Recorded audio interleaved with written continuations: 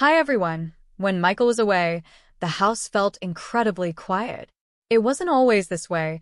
I used to enjoy these times of solitude when I could read a book, take a long bath, or watch TV without anyone else talking. However, lately, the silence had started to weigh heavily on me, reminding me of every second that went by. The ticking clock in the distance sounded like a drum, reminding me that Michael's business trips had increased over the past year, and with them, the space. Our distance seemed to widen as well. He had always been a driven man who thrived on the adrenaline of his work, but it felt like he was away most of the time now. When he was at home, he was preoccupied with his laptop or answering calls late at night.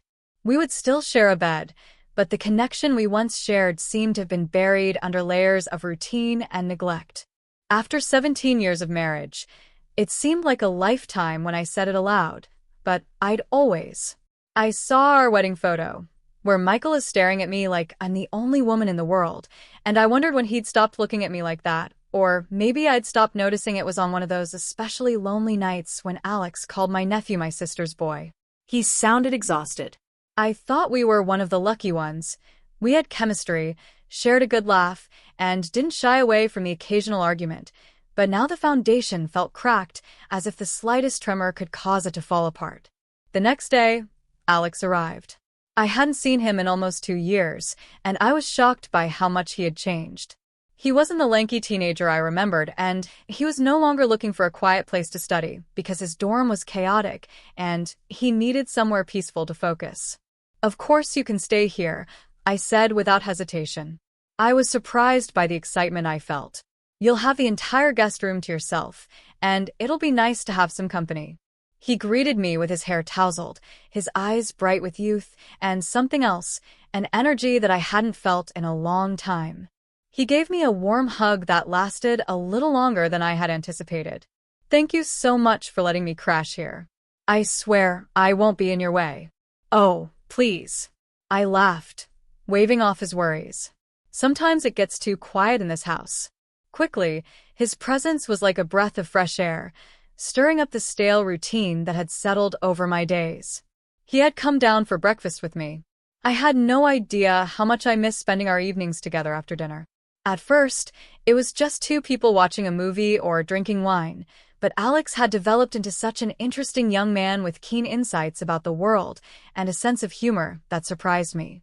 We talked about everything from his studies to the newest Netflix series. It was simple, everyday stuff, but it felt good to have someone to talk to who listened. We were watching a classic movie on the couch one evening. It was from the 1980s, one of those corny romantic comedies with predictable plots but endearing characters. We shared a bowl of popcorn and our fingers touched once or twice, and I felt a weird flutter in my chest, but I ignored it because it was only a brief touch. I told myself that he was just a boy, but as I lay in bed that night, I couldn't stop thinking about how his eyes had lingered on me during the funny parts, as if he were more interested in my response than the movie itself. So I dismissed it as nothing more than the fact that I was lonely and was reading into things that weren't there. The days went by in a relaxed rhythm, and we took morning walks together, just a stroll around the neighborhood, when the weather was warm and the flowers were just beginning to bloom. It was pleasant to have someone to share those moments with, as Michael no longer had time for such things. One afternoon, we were in the kitchen together, and I was preparing a simple dinner. He chopped the garlic while I stirred the sauce, and Alex insisted on helping. Without even trying, our movements synchronized, and we laughed and talked about his favorite professors, the ones who made him reevaluate everything he believed he knew. I listened intently, genuinely interested, and for the first time in a long time, I felt like myself again, the version of myself I thought I'd lost. "You're really good at this," he said, nodding toward the bubbling sauce. "It's just pasta." I laughed, but his eyes were. That night after dinner, we sat outside on the pad with a bottle of wine. The sky was clear, the stars were scattered like diamonds, and we didn't talk much. We just sipped our wine and listened to the crickets chirping. He looked at me like I was something special, explaining that it's not just pasta. I didn't know how to respond, so I just smiled and turned back to the stove in the hopes that he wouldn't notice the blush creeping up my neck. Bones, I turned to face Alex, who was already staring at me. He gave me a small, private smile, and I sensed a change inside of me. It was a tiny crack or fissure in the wall I had built around myself. It was barely noticeable, but it was there, and I knew that something had started to change. It was as subtle as the first breeze before a storm, but I could sense it. A part of me wanted to run back inside and close the door on whatever was stirring between us, but another part of me that I hadn't listened to in a long time. It was a little after midnight, and the house was quiet except for the occasional creak of the old floorboards. I lay in bed, the dim glow of my phone casting a pale light across the room as I scrolled absently. Michael had texted earlier just a quick update about his trip and a promise to call tomorrow. I had wanted to stay for a long time, but I wasn't ready to examine it too closely, so I just sat there in the quiet darkness, letting the moment stretch on, hoping that if I didn't move, it would never end. Returned a smiley face and the AKK*SS emoji, but the intimacy in our messages felt practiced, like an old script we knew by heart but hadn't performed with emotion in years. I put the phone down and rubbed my temples until I heard a soft knock on my door, followed by 2 light taps that made me almost hesitant. I knew it was Alex even before I called for him to enter. He slipped through the doorway still wearing the sweatpants and t-shirt he had worn all day, his hair mused and... He hesitated, standing just inside the doorway, as if unsure whether he should really be there. "Hey," I whispered, sitting up, and hugged my knees to my chest. "What's up?" He closed the door behind him softly, then walked over, perching on the edge of the bed. He looked down at his hands, rubbing them together nervously. "I couldn't sleep," he said in a low voice. "I was thinking too much." I guess I asked, but I had a feeling he already knew he met my eyes. I should have told him to leave and return to his room before we crossed a line we couldn't uncross, but instead I remained motionless, allowing the moment to drag out the air between us thick with anticipation. "I can't stop thinking about you, Aunt Megan," he said, his voice barely above a whisper. "I know it's wrong and I've been trying to fight it, but I broke off looking down his shoulders. And the look he gave me was so raw, so full of something unsaid, that it made my breath catch. Slumping as if he had been carrying the weight of the world, I reached out and put a hand on his cheek before I could stop myself. He leaned into the touch and closed his eyes for a moment, and when he opened them again, they were filled with a sadness that mirrored mine. I confessed, my voice shaking, "But we can't, Alex." He nodded, but he didn't move away. I know it's wrong, but his voice was strained, but it feels real, like the most real thing I've ever experienced. I opened my mouth to tell him to leave, but instead I found myself leaning in the space between us, shrinking until it was almost non-existent. My heart was pounding so loudly in my chest that I was certain he could hear it. Then, before I could stop myself, I** said to him. It was only a tentative brush of our lips at first, like we were testing the waters, but as soon as our mouths touched, something snapped inside me, and we broke apart. After a moment, both of us were breathing heavily, staring at each other in shock, and I could still feel the warmth of his lips on mine. I apologized to Alex for blurting out, but even as he did so, his eyes were wide with panic and something else desire that was raw and unfiltered. We can't do this," I stammered, but I couldn't pull away the magnetic pull between us. It felt like we were standing on the edge of a cliff, teetering about to fall. "I don't want to stop," he said in a rough voice. Phantom sensation that persisted, making it impossible to think clearly. I sat there feeling the heat of his breath against my skin and the closeness of his body next to mine. It had been a long time since I had felt this way because I felt wanted, and the guilt was there, gnawing at the edges of my mind, but it was drowned out by the overwhelming need that surged through me. "I don't want to stop either," I admitted, my voice barely audible, and we remained like that for a few more seconds, our foreheads touching, eyes closed as if. He nodded, his fingers still tracing the line of my jaw as if he couldn't bear to break the contact completely. "I know," he whispered. I care so much, Megan. I don't know when it happened, but it's real. I've told him. We were sharing a secret we couldn't take back, and then slowly we started to pull apart. I forced myself to look at him and see the worry and fear mirrored in his expression. "We need to talk about this," I said, finally, my voice firmer. He gave me a small, dejected smile and said, "I know, but I'm willing to figure it out if you are. We sat in silence for a while, allowing the reality of what had just happened to sink in. Hearing him say my name like that without the ant in front of it felt like a punch to the gut. It made everything feel more intense, dangerous, and real. I care about you too, I admitted, but this is complicated, Alex. So complicated. I leaned in and K** said to him again, softer this time, a promise sealed between us. He squeezed my hand, a look of relief washing over his face. I promise no one will know. He said that once we crossed this line, there would be no turning back. However, the idea of stopping now, pushing him away, and acting like this never happened felt impossible. Eventually, I nodded okay, I said softly, but we have to be careful no one can know. *SS in the kitchen when no one else was around, fingers brushing as we passed each other in the hallway, whispered confessions in the dark of the night. It was thrilling, as if we were living in our own little world, far away from the rules and expectations of everyone else, but there was always that tinge of unease, knowing that we were balancing on a knife's edge, that everything could go wrong. This was something I didn't realize I was dying for until I got it, and so it started our quiet, secret relationship. It was exciting at first, the secrecy of it all, the electric rush that came with stolen *Cs and lingering touches. When no one was looking, we became MERS of subtle glances and hushed whispers, weaving our own language of looks and smiles. In the mornings, we'd sit across from each other at the breakfast table acting like nothing had changed, but I couldn't bring myself to care because for the first time in years, I felt alive, and that was enough to keep me going, even though I knew it couldn't last forever. I would catch myself staring at him, feeling that flutter deep inside like the excitement of a first love. He would grin, his face lighting up in a way that made my heart ache with a strange, bittersweet longing. We would meet in the kitchen after dinner, finding excuses to brush up against each other while washing the dishes. Every time he leaned in to press a quick *SS to my neck, my pulse would race. Pulling away, the quiet nights were our favorite. Once the house had returned to its normal state of calm, we would slip outside and walk in the moonlight.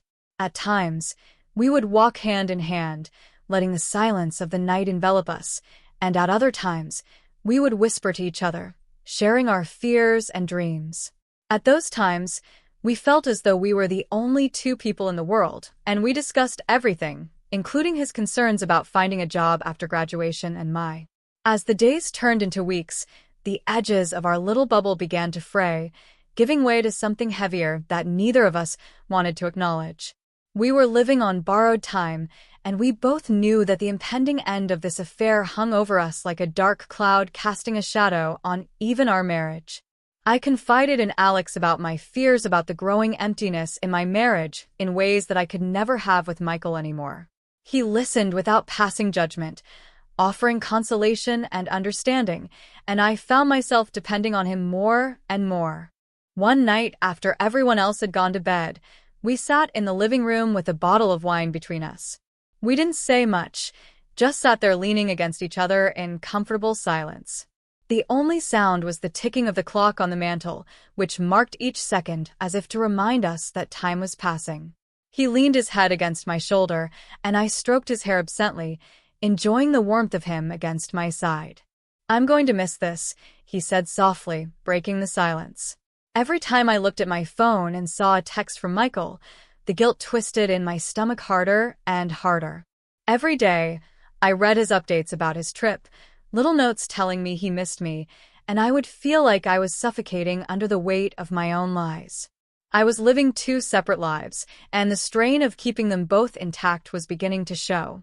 I hadn't allowed myself to think about the end, but I replied, my voice barely more than a whisper. "We can't keep acting like this is sustainable," I said, admitting that my voice cracked. "It's not fair to anyone." Alex turned to face me, his eyes full of the same sadness I felt. "I've been thinking the same thing," and he said quietly, "It's starting to feel like we're just waiting for everything to fall apart." I nodded, tears stinging the corners of my eyes. We knew this couldn't last forever, but I didn't think it would hurt this much. He pulled me into his arms, holding me close, and we remained that way for a while. He whispered into my hair, I care about you so much, but this isn't right, and it's not just because of your marriage. I need to focus on my own life too. I can't keep living in this fantasy. I pulled back to look at him, my vision blurred by tears, and I said, "You're right," in a voice full of emotion, trying to stave off the inevitable just a little bit longer. It felt like the last moments of a sunset, beautiful but tinged with the knowledge that darkness was approaching. He nodded, his jaw clenched as he struggled to control his emotions. "I want you to be happy, Megan," he said, "even if it's not with me." I put my hands on his face and pressed an *SS to his forehead. "I want you to be happy too," he whispered. "Alex, you deserve so much. You have your whole life ahead of you. Don't let this hold you back." Michael and I have been avoiding problems for a long time. I tried to memorize how it felt to hold him like this, knowing that this was the last time I would do so. Eventually, I pulled away, wiping the tears from my cheeks, and I said, forcing myself to meet his eyes before it gets any harder. He nodded, his expression pained but resigned, and yes, he agreed, his voice. We were just holding each other, either ready to let go, and the room was dimly lit only by the soft glow of the lamp in the corner, casting long shadows on the walls. "You're right," he got up and pulled me into a final, tight hug. I clung to him as if I were letting go of a piece of my soul, but when we finally parted ways, it felt like I was leaving something significant behind. "I'll never forget you," he said, his voice barely above a whisper. I tried to smile, but it came out as a grimace. "I'll never forget you either." He gave me a dejected, crooked smile before turning and leaving the room. I watched him leave, my heart hurting, as I heard his footsteps retreating down the hallway.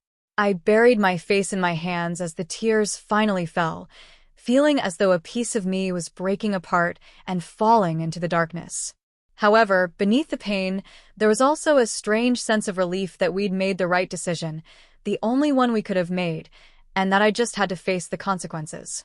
The day Alex left, the sky was gray and heavy with the promise of rain, and it seemed fitting in some way. The guest room door closed softly behind him. I woke up early and sat at the kitchen table with a cup of coffee that had long since gone cold, listening to the clock ticking away. It felt like a countdown to the inevitable moment when he would leave that door for the last time. He came down the stairs slowly, suitcase in hand, wearing jeans and a basic hoodie, and he looked younger than he had in weeks, almost like the boy I knew before everything between. It felt like time had slowed down, stretching out this moment, giving us one last chance to say everything we hadn't yet said, but there was a sadness in his eyes, a weight that wasn't there before. "Hey," I said, forcing a smile as I stood up, trying to keep my voice steady. "Hey," he replied, his voice soft, and he put the suitcase down and took a step toward me. "I guess this is it." I nodded, swallowing the lump in my throat. "I'm going to miss you," he whispered, his voice heavy with emotion, and I managed to say it, my voice breaking on the last word. Everything had already been said in the silence of those nights we spent together, in the gentle kisses, and the way we held each other, like we were afraid to let go. He pulled me into his arms, hugging me tightly, and I wrapped my arms around him, burying my face in his shoulder, breathing in his scent one last time. I could feel his heartbeat against mine, fast and erratic, matching the frantic thrum of my own. He pulled back just enough to look me in the eyes and said, "Thank you," his gaze searching mine for everything, for being there when I needed someone. "You made me feel like I mattered. You do matter," I said, cupping his face in my hands, my thumbs erasing a tear that had escaped down his cheek. I squeezed my eyes shut, willing the tears to stay at bay. I didn't want him to leave with the memory of me crying burned into his consciousness. Then he stepped back, his hand slipping from mine, and I felt the emptiness immediately, like a cold draft sweeping through the room. "Take care of yourself," he said, giving me a sad, crooked smile. "You too," I whispered, and then he was gone. I watched him walk out the front door, the suitcase trailing behind him, the sound of the wheels hitting the walkway's concrete. "Alex, you do amazing things. Don't ever doubt that." He leaned in and kissed my forehead with a gentle, lingering kiss that felt like a promise and a farewell all at once. I walked back inside, closed the door quietly behind me, and let out a shaky breath. It was over, and I knew we had made the right decision, but it didn't make it any easier. The house felt emptier than ever, and the silence weighed down on me like a physical weight going forward. In the weeks that followed, I threw myself into repairing my marriage with Michael, but it was harder than I'd expected. I stood there until his car vanished down the street, and I felt a hollow settling in my chest until his car vanished down the street. I put together a weekend getaway for us, a basic cabin by the lake far from the distractions of his work, a place where we could finally be alone together. It felt weird packing a bag for just the two of us, and I couldn't remember the last time we took a trip like this. In order to face the issues I'd been ignoring for so long, the emotional distance, the lack of communication, I couldn't blame it all on him, and I'd shut down too, retreating into myself instead of reaching out when I felt disconnected. As the night wore on, we began to talk about the things we've been afraid to say about how lonely I'd felt and how he'd thrown himself into work to avoid dealing with his own fears. By the end of the weekend, we'd made progress, but it wasn't a complete fix. We still had a lot of work to do. It was awkward, and we sat by the fire drinking glasses of wine and chatting about unimportant things. I could tell he was nervous too, as he seemed unsure of how to close the gap that had grown between us. I've thought a lot about what happened, about the choices I made, and the path I walked down with Alex. It's easy to judge from the outside, to label it as infidelity and leave it at that, but it wasn't just about the betrayal, it was about the loneliness. At first, we shared a moment by the lake, standing in the cold morning air, watching the sunrise together. He took my hand in his, gently squeezing it, and I felt a flicker of hope that perhaps this was our chance to start over. It was about finding a connection in the most unexpected place and clinging to it because it felt like a lifeline. However, the thing is that just because something feels right now, it doesn't mean it is. Alex gave me something I desperately needed, a reminder that I was still desirable and capable of feeling something beyond numbness. He showed me a side of myself that I'd forgotten existed, for which I'll always be grateful, but couldn't keep. That had infiltrated my marriage as well. We sometimes find connection in unexpected places, but that doesn't mean it's where we're meant to stay. We have to know when it's time to let go, even if it hurts, because it's the only way to grow, heal, and move forward. Walking down that path without destroying everything else was the hardest decision I've ever had to make. Letting go of Alex was like tearing out a piece of my heart, but it was necessary because if I'd held on, I would have lost everything else that mattered. I don't know what the future holds for me. If there is one thing I've learned, it's that life is complicated and emotions aren't as black and white as we'd like them to be. We make mistakes and get lost, but it's how we find our way back that matters, and for the first time in a long time, I feel hopeful that I'm on the right path. Michael, we have a long road ahead of us, and there are no guarantees, but I'm willing to try. I've realized that what I really want is a chance to rebuild what we had, to see if there's still something worth saving.